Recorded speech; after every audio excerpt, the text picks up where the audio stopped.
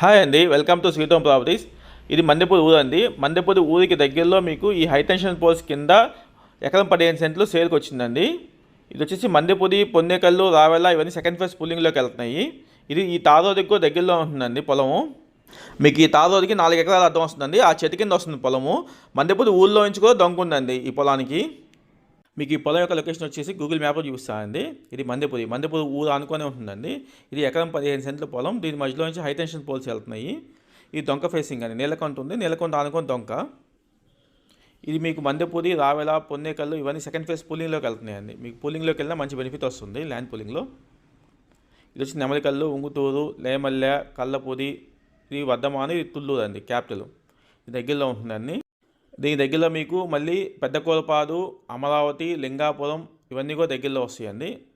వైకుంఠపురం, లేమల్ల ఇవన్నీ అండి.